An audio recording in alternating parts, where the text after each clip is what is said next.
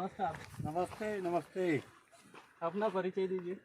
मेरा नाम है आत्माराम परमार। मेरा गांव है हकीमाबाद और तहसील आष्टा, जिला सीहोर का रहने वाला हूं। तो आपने 605 ही क्यों चुना? 605 इसलिए चुना क्योंकि ये रोटावेटर और पिलऊ के लिए बहुत बेहतरीन है।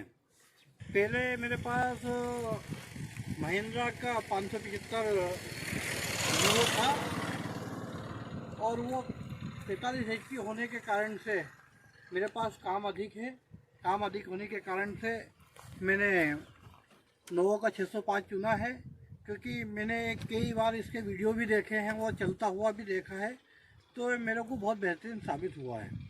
इसलिए मेरा विचार हुआ कि मैं नोवो 605 ही खरीदूं। तो आपने 4x4 ही क्यों चुना? 4x4 इसलिए चुना कि आने वाले समय में जो हमारे भारत सरकार की जो योजना है, नर्मदा नल जल योजना, नर्मदा सिंचाई योजना, कुछ ही दिनों पश्चात हमारे यहाँ कुछ ही ग्रामों में तो चालू हो चुकी है, कुछ ही दिनों पश्चात हमारे ग्राम में भी आने वाली है। पाइपलाइन का जाल बिछ चुका है। तो आने वाली फसल में 3 फसल होगी हमारे यहाँ। सबसे प्रथम, जैसा हम हरदा जाते हैं, बुधनी जाते हैं, बैतूल जाते हैं, वहाँ पे धान की फसल होती है। हमने देखा वहाँ पानी पर्याप्त होने का कारण से वहाँ धान होता है, और धान के पश्चात वो गेहूं की उपज पैदा करते हैं, और गेहूं के बाद में वो फिर मूंग की फसल लगाते हैं। तो वहाँ कुछ कुछ खेत रहते हैं, बनाने पड़ते हैं ड्रम्स के माध्यम से। उनको एक तो कटिंग करना होता है, गीला खेत होता है, गीला खेत की कटिंग करने में ट्रैक्टर, बड़ा ट्रैक्टर और मजबूत टिकाऊ ट्रैक्टर की आवश्यकता होती है। तो इसके अलावा हम सुपड़ियाँ भी लगाएंगे। सुपड़ी लगा के धान के लिए छोटे छोटे टुकड़े बनाने पड़ेंगे हमें। 20-20, 25-25 डिसमिल 25 डिसमिल के धान के टुकड़ों में हम पानी भर के वापस धानों की पैदावार लेंगे।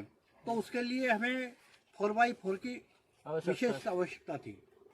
575 वैसे बढ़िया ट्रैक्टर था, ऐसे कोई दिक्कत नहीं थी, पर अधिक जो इम्प्लीमेंट में काम नहीं दे पा रहा था।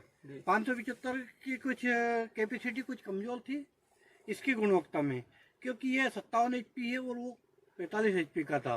तो जितना हम काम लेना चाहते थे उतना काम वो नहीं दे पा रहा था। मैंने सबसे प्रथम इसको रोटावेटर के लिए चुना है, दूसरा पिलऊ के लिए, और तीसरा सुपड़ी डोजर के लिए। 3 काम मेरे लिए विशेष है और मैं तीनों काम पे इसके लिए चलाऊँगा।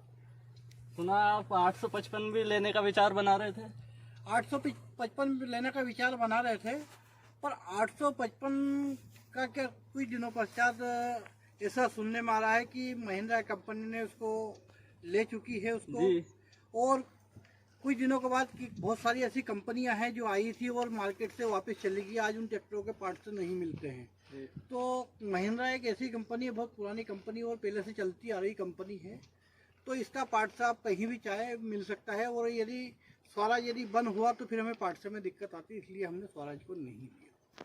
जी, तो इसके बारे में कुछ समझाइए हमारे व्यूअर्स को। सबसे प्रथम तो इसमें क्या है, एक सेंसर लगा हुआ है जी।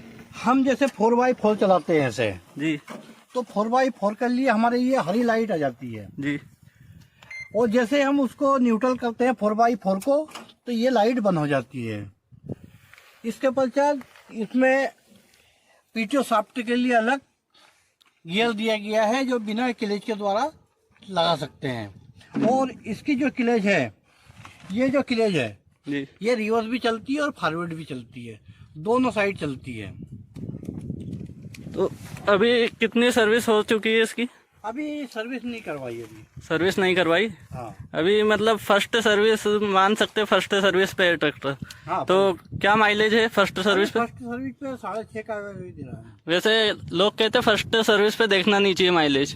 फर्स्ट सर्विस के लिए तो क्या है, जैसे आपको उसको चलाएंगे तो माइलेज देखने की जरूरत नहीं, क्योंकि फर्स्ट सर्विस में क्या है, पूरे खिल पुर्जे जो होते हैं जी, क्रेन होती है, उसके गाले जब घिसते हैं तो धीरे धीरे उसका एवरेज आने लगता है, जाम चलता है, धीरे धीरे वो 4.5 के समथिंग आ जाएगा। जी। तो कितने में पड़ा ये एजेंसी से? ये हमें 10 लाख में पड़ा है। 10 लाख में? हाँ। इसमें हम देख पा रहे हैं ये कैनोपी भी है एजेंसी की तरफ से या आपने अलग से लगवाई? हमने अलग से लगवाई कैनोपी। जी।